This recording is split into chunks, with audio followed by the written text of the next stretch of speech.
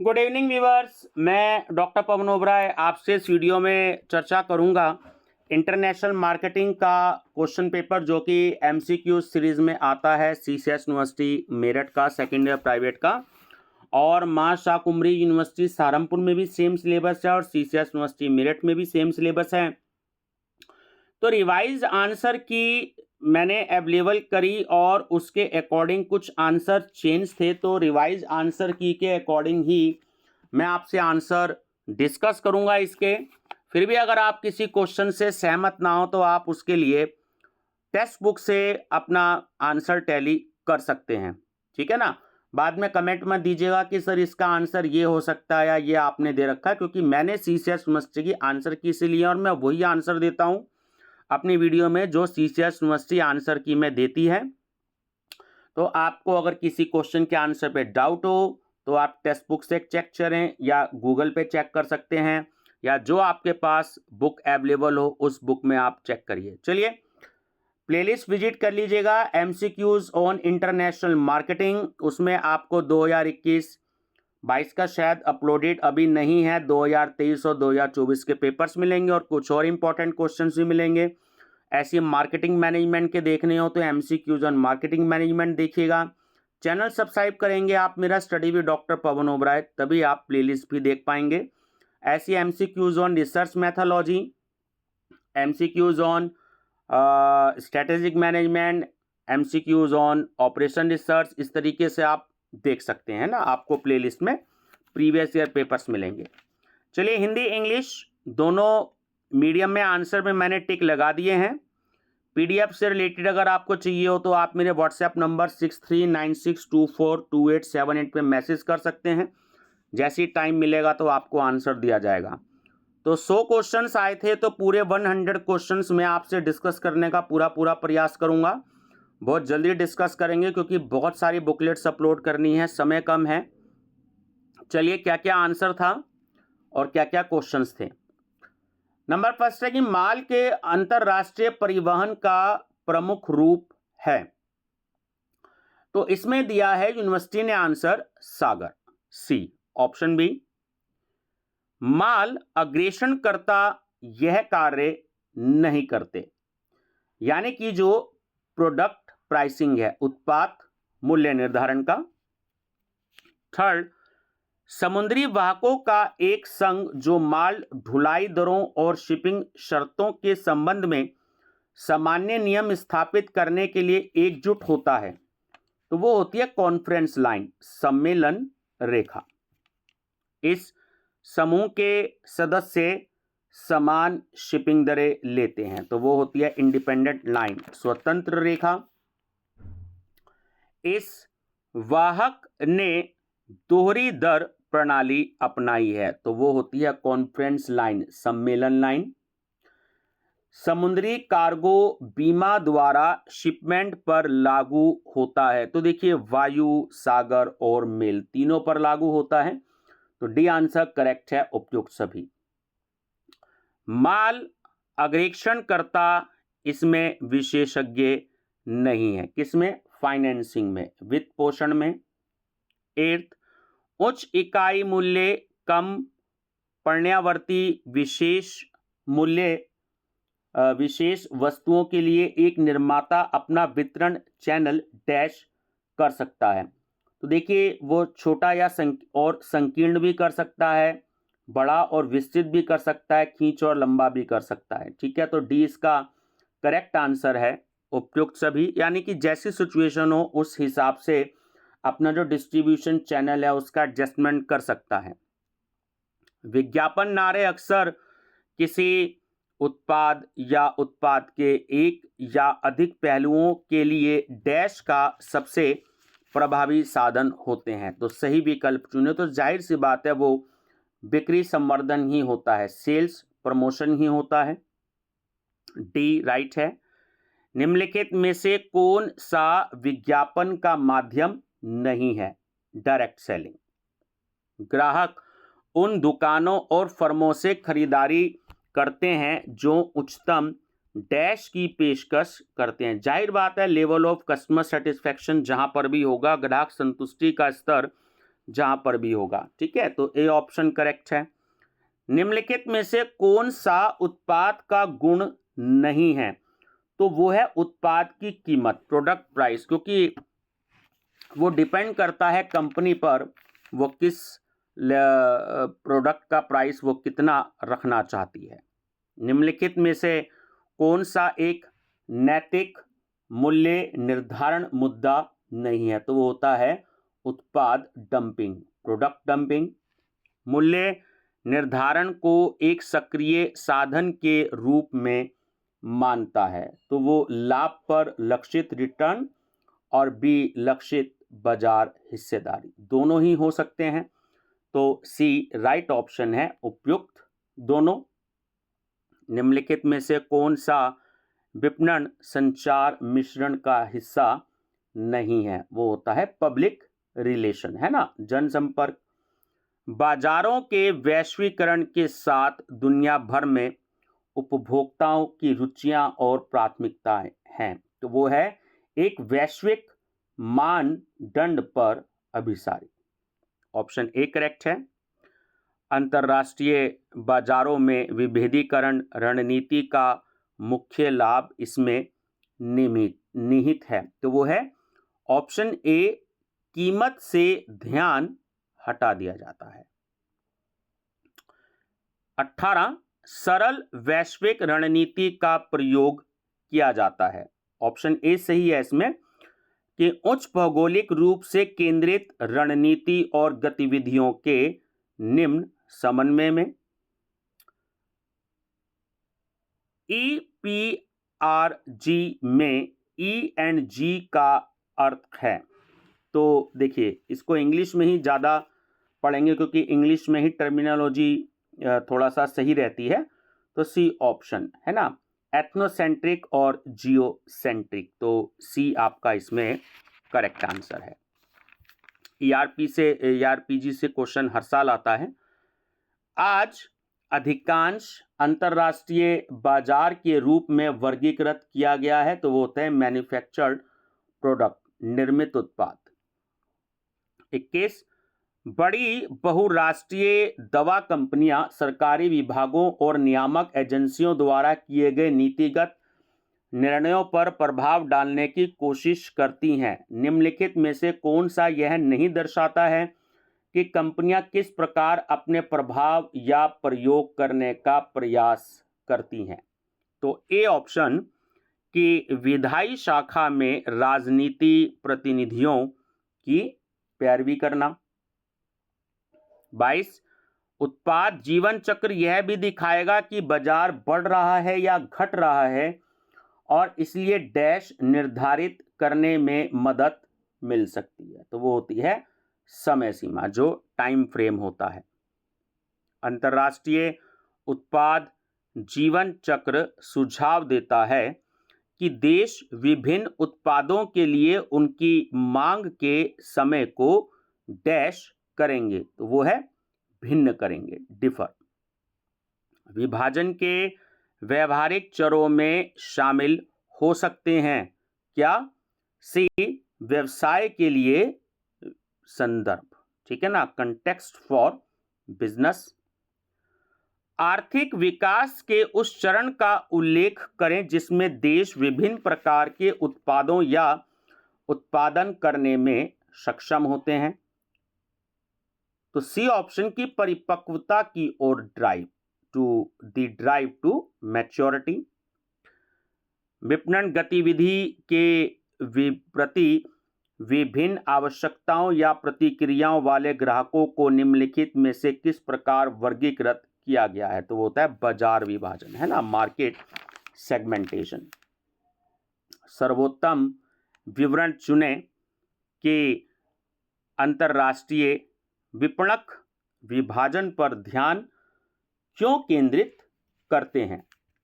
तो A option correct है कि उनकी समान आवश्यकता की पहचान करने हेतु, उस अवधारणा की पहचान करें जिसमें विपणक अपने लक्षित ग्राहकों या उपभोक्ताओं के मन में विशिष्ट छवि या पहचान बनाने का प्रयास करते हैं, तो वो होती है मार्केट पोजीशनिंग, बाजार स्थिति निर्धारण। जब ग्राहकों या उपभोक्ताओं के मन में किसी ब्रांड की छवि बहुत संकीर्ण हो तो उसे निम्नलिखित में से किस तरीके से अलग किया जाता है, तो होती है अंडर पोजीशनिंग। माइकल पोर्टर के अनुसार फर्म पहले घरेलू बाजार के लिए उत्पाद विकसित करती है और बाद में अंतर्राष्ट्रीय बाजार में लॉन्च करती है। यह दृष्टिकोण निम्नलिखित में से किस कारक के अनुरूप है, तो ऑप्शन डी करेक्ट है कि दृढ़ रणनीति, संरचना और प्रतिद्वंदिता। स्वदेश के प्रति मजबूत रुझान का संकेत है, तो वो है आपका एथनोसेंट्रिसिटी,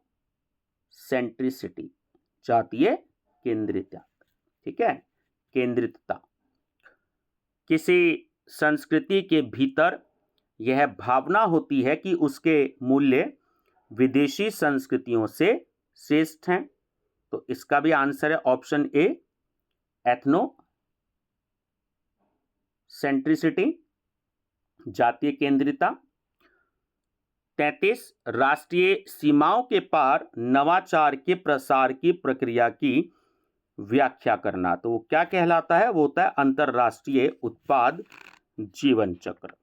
देखिए इस पेपर में ना स्टूडेंट्स क्वेश्चन रिपीट नहीं हुए थे, 2024 में बिल्कुल अलग क्वेश्चन आए थे, तो ये क्वेश्चन पेपर काफ़ी हेल्प करेगा आपको 2025 के लिए या आगे के लिए, क्योंकि इसमें काफ़ी अलग क्वेश्चंस थे। 7S ढांचे या संरचना के सही घटक हैं, तो 7S से रिलेटेड क्या है, structure A option, strategy, shared value, style, staff, skill and system. ठीक है, ऑप्शन ए। एक वैश्विक संगठन होने का अर्थ है, तो वो है ऑप्शन सी, मानकीकृत और अनुकूलित दोनों उत्पाद बनाना। निम्नलिखित में से कौन सा सामान्य विशेषताओं के अनुसार ग्राहकों और देशों के समूहों की पहचान और वर्गीकरण करने के कंपनी के प्रयास का प्रतिनिधित्व करता है, तो वो है वैश्विक बाजार विभाजन। ग्लोबल मार्केट लीडर एक ऐसा संगठन है, ऑप्शन डी, जो बाजार हिस्सेदारी के मामले में बाकियों से आगे माना जाता है। 38 विपणन के दृष्टिकोण से एक संगठन जो किसी उद्योग में प्रतिस्पर्धात्मक लाभ प्राप्त करता है उसने ऐसा किया है, तो वो है ग्राहकों के लिए बेहतर या उचित मूल्य बनाने के द्वारा। क्षेत्रवाद है। अब क्षेत्रवाद जो होता है रीजनलिज्म, तो वो होता है कि भौगोलिक निकटता के आधार पर देशों को क्षेत्रीय समूहों में समूहित करना। वैश्विक विपणन का मुख्य उद्देश्य है, तो वो तीनों ऑप्शन इसमें शामिल हो सकते हैं कि प्रतिस्पर्धा से बेहतर या उचित वैश्विक ग्राहकों को संतुष्ट करना, बी वैश्विक वातावरण की बाधाओं के भीतर विपणन गतिविधियों का समन्वय करना, और सी वैश्विक ग्राहक खोजना। तो डी जो है वो राइट ऑप्शन है, उपयुक्त सभी प्राप्त करना। 41 अलग अलग कंपनियों के लिए उनकी विशेष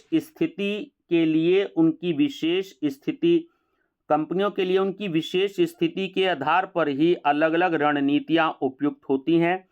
इसे EPRG फ्रेमवर्क द्वारा व्यक्त किया गया है।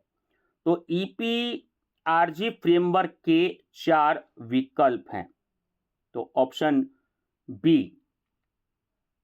ठीक है, जातीय केंद्रवाद, बहुकेंद्रवाद, क्षेत्र केंद्रवाद और भूकेंद्रवाद। तो यानी कि इसमें आप इंग्लिश में अगर ज़्यादा इसको टर्मिनोलॉजी को देखें तो वो ज़्यादा बेटर रहेगा। ठीक है, चलिए ऑप्शन बी इसका करेक्ट आंसर है। अंतर्राष्ट्रीय स्तर पर विस्तार करने की चाहत रखने वाली किसी भी कंपनी के लिए, चाहे वह पहली बार निर्यातक हो या कोई प्रमुख बहुराष्ट्रीय कंपनी, एक बुनियादी सवाल यह रहा है और अब भी। तो ऑप्शन सी कि जिन देशों में फर्म संचालित होती है वहां विपणन मिश्रण को किस हद तक या सीमा तक मानकीकृत किया जाना चाहिए या किया जा सकता है। यूरोपीय और जापानी प्रबंधक शुरू से ही अंतरराष्ट्रीय सोच रखते हैं, तो ये बिल्कुल सत्य है। वितरण चैनल निम्नलिखित में से किसके आधार पर भिन्न होते हैं? तो लक्ष्य बाजार का आकार भी हो सकता है, प्रतियोगिता भी हो सकती है और उपलब्ध वितरण मध्यस्थ भी हो सकते हैं। तो डी राइट ऑप्शन है, उपयुक्त सभी। फर्म के भीतर मुख्य रूप से डैश या डैश प्रबंधक है जो पैमाने की अर्थव्यवस्थाओं के लिए मानकीकृत के लिए तर्क देते हैं। तो पहले डैश में आएगा उत्पादन प्रोडक्शन और दूसरे डैश में आएगा वित्त फाइनेंस। किस देश में संयुक्त शेष विश्व की तुलना में अधिक खुदरा विक्रेता है? ठीक है, तो वो है चीन। अंतरराष्ट्रीय बाजार चयन की प्रक्रिया आमतौर पर डैश का उपयोग करके की जाती है ताकि अधिक से अधिक बाजारों का त्वरित और अपेक्षाकृत कम लागत वाला अवलोकन लागू किया जा सके। तो वो होता है सेकेंडरी डेटा, है ना, द्वितीयक डाटा। जातीयतावाद को सरलता से इस प्रकार परिभाषित किया जा सकता है। तो ऑप्शन सी आंसर है कि हर जगह घर की तरह ही रणनीति का प्रयोग करना। आप निम्नलिखित में से किसे अंतरराष्ट्रीय विपणन पर सामाजिक सांस्कृतिक प्रभाव मानेंगे? तो वो भाषा, धर्म और सामाजिक संस्था तीनों हो सकते हैं। तो डी राइट ऑप्शन है, उपयुक्त सभी। एक समग्र रणनीति जिसमें फर्म अपने सभी उपलब्ध संसाधनों को एक या कुछ चुनिंदा बाजारों में डालना शामिल करती है उसे इस प्रकार जाना जाता है। तो वो होता है वाटरफॉल स्ट्रेटेजी, झरना रणनीति। निर्यात संवर्धन संगठन निर्यात विपणन संचार का कार्य करता है। तो वो विज्ञापन द्वारा भी करता है, एडवर्टाइजिंग, सेल्स प्रमोशन और पब्लिक रिलेशन तीनों के द्वारा करता है। तो ऑल ऑफ द अबव इसका करेक्ट आंसर है। भारत में निर्यात को बढ़ावा मिलता है। तो ये कुछ संस्थाएं हैं, इनको आपको याद रखना है, जैसे India trade promotion organisation, export development authority और सी एक्सपोर्ट प्रमोशन काउंसिल्स, तीनों के द्वारा ही एक्सपोर्ट को बढ़ावा मिलता है। तो ऑल ऑफ द अबव जो है वो इसका करेक्ट आंसर है। नव प्रवर्तन इनोवेशन होते रहते हैं, वो कर्म देशों में होते हैं, ठीक है ना। यह चैनल निर्णय वितरण चैनल में किसी विशेष बिंदु या चरण पर बिचौलियों की संख्या से संबंधित है। तो वो है चैनल की चौड़ाई। निम्नलिखित को छोड़कर सभी बाजार प्रवेश के वास्तविक तरीके हैं। तो वो होता है स्टैंडर्डाइजेशन, मानकीकरण, उत्पादन स्रोतों के पास स्थित एक एजेंट जिसे ग्राहक द्वारा वहां नए उत्पाद खरीदने के लिए नियुक्त किया जाता है उसे डैश के रूप में जाना जाता है। तो उसे रेजिडेंट बायर कहते हैं, ठीक है ना, निवासी क्रेता। यह व्यापारी मध्यस्थ खरीदे गए माल पर कब्जा नहीं करता है, तो उसे हम कहते हैं एक्सपोर्ट ड्रॉप शिपर, ठीक है, ऑप्शन बी। यह मध्यस्थ जिन उत्पादों को संभालता है उनका स्वामित्व अपने पास ले लेता है, तो वो होती है ट्रेडिंग कंपनी। 59, जब एक ट्रेडिंग कंपनी से तुलना की जाती है तो एक ईएमसी क्या है? वो कम सेवाएं प्रदान करता है। यह मध्यस्थ, वित्त पोषण और अविश्वास प्रतिबंधों से संबंधित समस्याओं को दूर करने के लिए सबसे अच्छी स्थिति में है। तो वो होती है एक्सपोर्ट ट्रेडिंग कंपनी, निर्यात ट्रेडिंग कंपनी। चलिए, अब कुछ छोटे छोटे क्वेश्चंस हैं, है ना, जो आपको मार्क्स लेने में इसमें से थोड़ी सी आसानी रहेगी। जैसे कि ईयू का मुख्यालय कहाँ है? ठीक है, तो वो है ब्रुसेल्स में। अंतर्राष्ट्रीय व्यापार के विकास में व्यापार बाधाएं, जाहिर सी बात है वो हानिकारक हैं। अंतर्राष्ट्रीय विपणन पर डैश देशों का प्रभुत्व है, जितने भी विकसित कंट्रीज हैं, डेवलप कंट्री हैं। आईएफसी, ठीक है, इसकी स्थापना कब हुई थी? तो वो हुई थी सन 1956 में।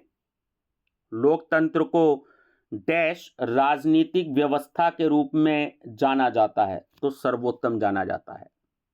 डैश एक अंतरराष्ट्रीय मूल्य भेदभाव है, वो है डंपिंग। ठीक है ना, यानी कि दूसरे कंट्री में वो जो प्रोडक्ट है वो थोड़ा सा सस्ता बेचा जाता है।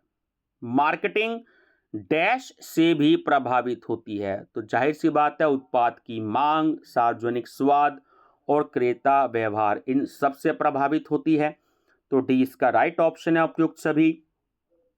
अंतरराष्ट्रीय बाजार योजना तैयार करने में सम्मिलित होता है SWOT, SWOT, ठीक है, स्ट्रेंथ, वीकनेस, अपॉर्चुनिटीज और थ्रेट्स।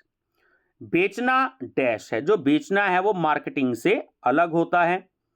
एक्जिम का मतलब है, सीधी सी बात है, एक्सपोर्ट एंड इंपोर्ट, है ना, बहुत इंपॉर्टेंट है। नए उत्पाद विकास के चरण में शामिल नहीं है, तो डी वैश्विक स्थिति निर्धारण।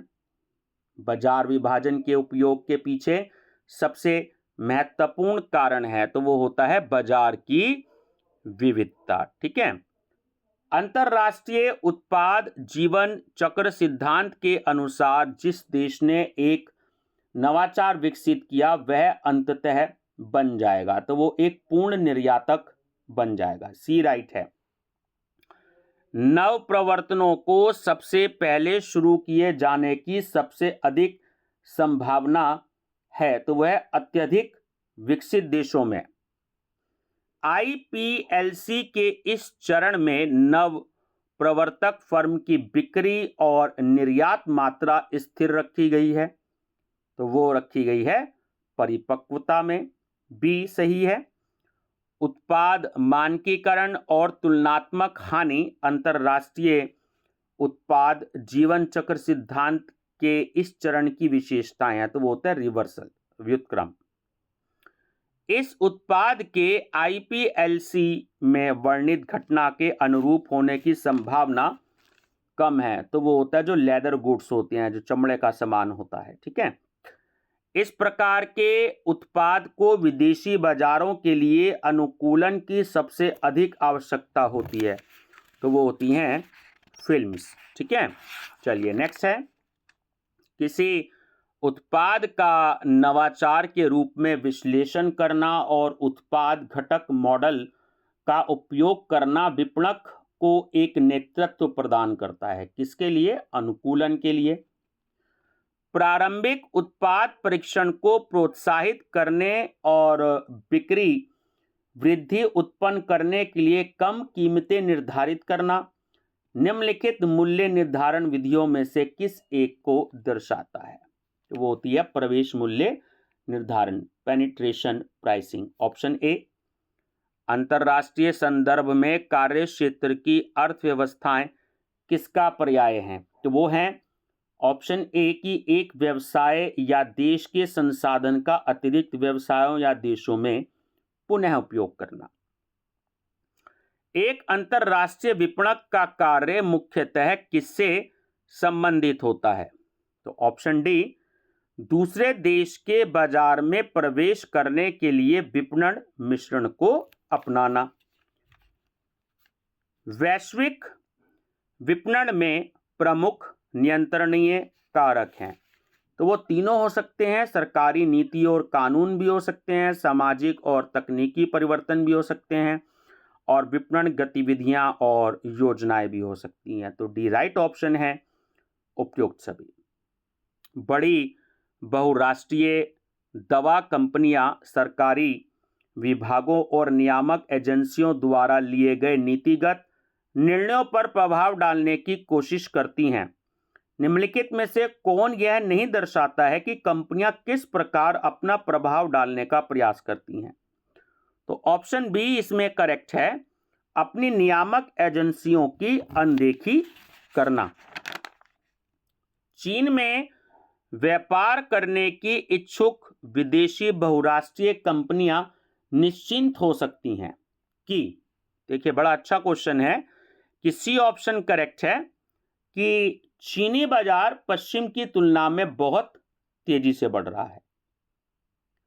अंतर्राष्ट्रीय उत्पाद जीवन चक्र का किसी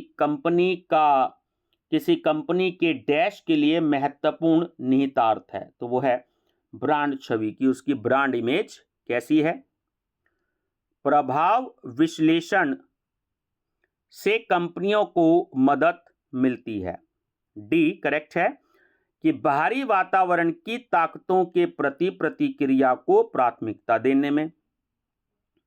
ग्लोबल वार्मिंग के रणनीतिक निहितार्थों की खोज को सबसे अच्छे रूप में वर्णित किया गया है, तो वह परिदृश्य नियोजन सिनेरियो प्लानिंग।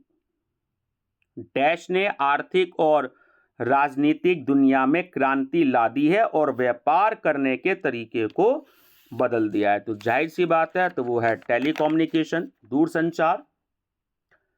इस प्रवेश रणनीति में एक समझौता शामिल है जो एक विदेशी कंपनी को विदेशी बाजार में उद्योग, संपत्ति, तकनीकी जानकारी या इंजीनियरिंग डिजाइन का उपयोग करने की अनुमति देता है, तो वो है लाइसेंसिंग। पाठ्य पुस्तक के अनुसार अंतरराष्ट्रीय विपणन व्यक्तिगत और संगठनात्मक उद्देश्यों को पूरा करने वाले एक्सचेंज बनाने के लिए विचारों, वस्तुओं और सेवाओं की अवधारणा, मूल्य निर्धारण, प्रचार और वितरण की योजना बनाने और क्रियान्वित करने की बहुराष्ट्रीय प्रक्रिया है। परिभाषा पहचानने में विफल रहती है, तो आंसर है इसका बिजनेस टू बिजनेस मार्केटिंग। जब कोई फर्म विदेश में उन्हीं मार्केटिंग रणनीतियों का उपयोग करती है जो घर पर उपयोग की जाती हैं, तो संभवतः ऐसा होता है, तो वो होती है जातीय केंद्रित, है ना, एथनोसेंट्रिक। अंतरराष्ट्रीय विपणन का अध्ययन मुख्य रूप से किस पर केंद्रित होना चाहिए? तो वो प्रोडक्ट, प्लेस और प्रमोशन, है ना, तीनों पर हो सकता है, तो डी करेक्ट आंसर है ऑल ऑफ द अबव। अधिक से अधिक बाजारों में छोटे पैर जमाने के लिए कंपनी के संसाधनों को फैलाने का सुझाव देता है, तो वो होती है स्प्रिंकलर कलर रणनीति। अमेरिकी छात्रों के लिए फ्रेंच मार्केटिंग है, तो वो एक होता है फॉरेन मार्केटिंग, विदेशी विपणन। इस प्रकार का अंतरराष्ट्रीय विपणन अध्ययन समानताओं और अंतरों की पहचान करने के लिए दो या दो से अधिक विपणन प्रणालियों की तुलना करता है, तो कंपैरेटिव मार्केटिंग कहते हैं उसे, तुलनात्मक विपणन। व्यावहारिक उद्देश्यों के लिए अंतरराष्ट्रीय विपणन की अवधारणा और बहुराष्ट्रीय विपणन की अवधारणा के बीच अंतर है, तो वो होता है इनसिग्निफिकेंट, महत्वहीन। बाहरी वातावरण का विश्लेषण एक फर्म को डैश पहचानने में सक्षम बनाता है, तो वो होता है अवसर और खतरे, ठीक है। बहुराष्ट्रीय कंपनियां अक्सर किससे जुड़ी होती हैं? तो वो शोषण, निर्ममता और शक्ति, है ना, तीनों से जुड़ी होती हैं, तो इसलिए डी आंसर राइट है, उपयुक्त सभी। और लास्ट क्वेश्चन है, एमएनसी की यह परिभाषा उन देशों की संख्या पर केंद्रित है जिसमें फर्म व्यवसाय करती है और कॉरपोरेट मालिकों और शीर्ष प्रबंधन की नागरिकता पर ध्यान केंद्रित करती है। जाहिर सी बात है, संरचना, प्रदर्शन और व्यवहार इसमें तीनों शामिल हो सकते हैं, तो इसलिए डी इसका राइट आंसर है, सभी। तो ये स्टूडेंट्स देखिए लगभग 30 मिनट की वीडियो हो गई है, तो वीडियो को 2 बार, 3 बार, 4 बार सुन सकते हैं, अच्छे से समझ लीजिएगा और अपने दोस्तों को भी शेयर कर दीजिएगा। बिल्कुल नए क्वेश्चंस हैं, रिपीटेड क्वेश्चंस इसमें बिल्कुल नहीं थे पिछले 3 सालों के, तो आप बहुत अच्छे से तैयारी करिएगा। और अगर कोई टेक्स्ट बुक हो इंटरनेशनल मार्केटिंग की, तो आप उसकी स्टडी जरूर कर लीजिएगा। Thank you and best of luck.